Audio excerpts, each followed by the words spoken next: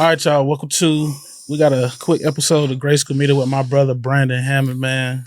Nice to have it. I said your name right? You got it right, bro. Hey, man. So I'm gonna just skip around a little bit, and we're gonna have bro back too. Absolutely. First of all, let's just start with how do you feel, now that you at this age and you watch Space Jam and you see yourself as a little kid in Space Jam? What are you thinking in your head? Honestly, bro, it's the Michael Jordan commercial, "Be Like Mike." I legit get to say I was him. Yeah. You know what I mean? So it's an honor, bro. To see a film like that, especially for the new generation. Like, I got nieces and nephews that love Space Jam. Yeah. The OG version, I call it, you know. It's an honor, bro. Being able to say I was young Michael Jordan in a film like that. How old were you when you filmed Space Jam? I think I was like 10, like 9 or 10 years old. I remember 9, 10 years old. Do you remember the experience and the feeling? What was that like? I tell you this. And wait, before you go, it was at Warner Brothers Studios, right? Warner Brothers Studios. I used to work at Warner Brothers. I seen all the stuff they got. Not to cut him off, they have the original pair of 11s that he wore in the movie sitting in the bro. Yeah, it's there in the tour building, the Warner Brothers. That's amazing, bro. But yeah, go ahead, my bad. No, you good, man.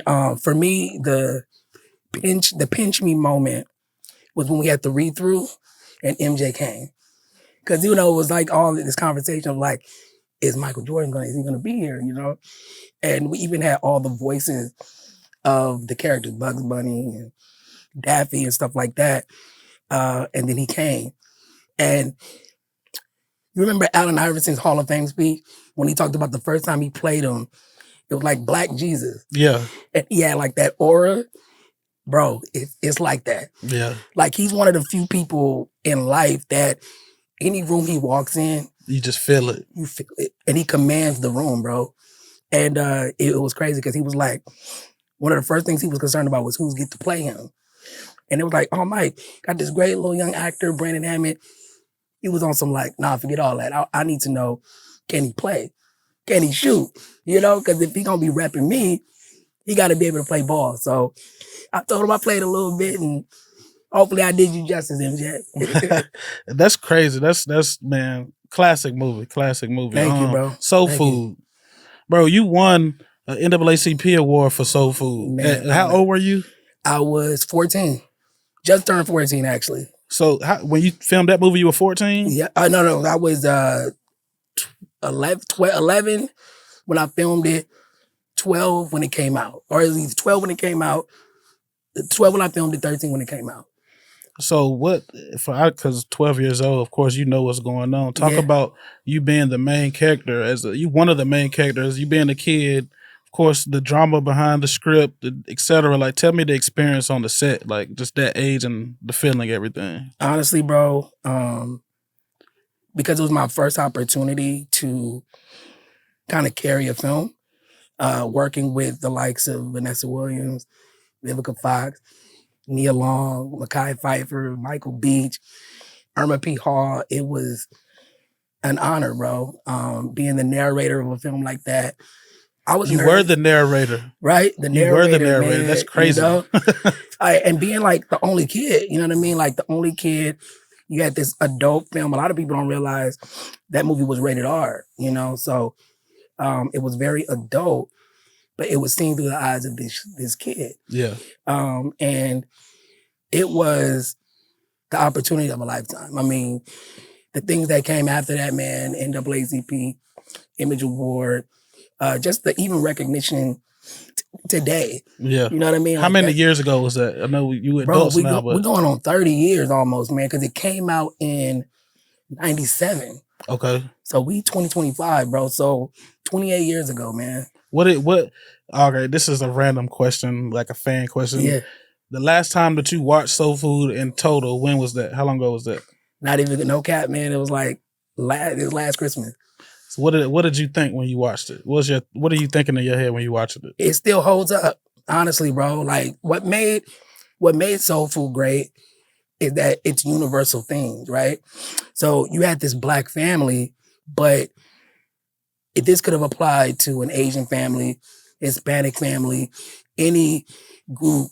The themes and the thing that they talked about, applied. You know, what I loved about it was like, you remember at the time, there was a run of like the hood films, right, in the 90s. And Right. I think studios felt like that's what Black folks wanted to see from us. So then Soul Food comes out, and you had average people, bro. Like, my mom was like a stay-at-home working mom. My dad was a truck driver. You had an ex-con who was trying to get his life back together, married to a hairstylist. Then you had Uncle Miles and Terry, lawyer. One is an aspiring singer. Like, just, they were doing all types of things, and that's who we are, right?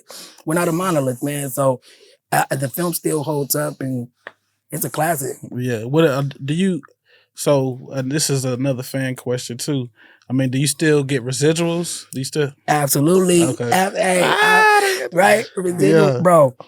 They come on time too. Space Jam as well?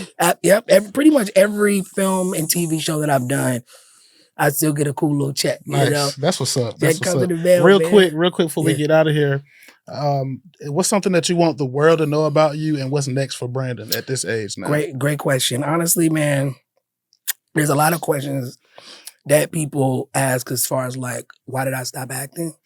And I'm actually gonna tell that story in full, because kind of segues into what I'm doing now. I'm writing and directing, and I'm actually directing a documentary film. Okay. And it's gonna be a soul food reunion, as well as tell like my story on just the things that I've been through, man. Like, you know, I think sometimes people look at celebrities and don't realize that we have some of the same issues the average person has. You know, we're not immune to it.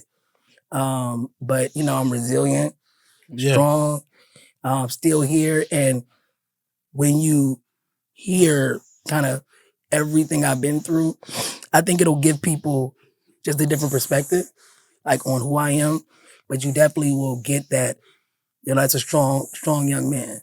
You know what I'm saying? So, amen. Yeah, that's what I want them to know, and that's what's next. Hey, so give everybody your social media handles, and you know, just anything else. Absolutely. Closing up.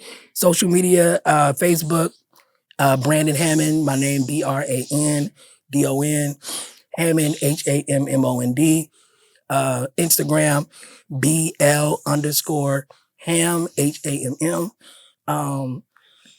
I'm not really on X, Twitter, whatever they want to call it. Yeah. But if you want to have that, it's BHAM without the L, B_Ham HAMM. And we're gonna do this again too. Like I said, we got a full conversation we're gonna have. We just spared a moment. We got bro in here, so appreciate you, man. I appreciate you for pulling up. Come on, you know what I'm saying? You know it's love, it's Grade bro. School Media.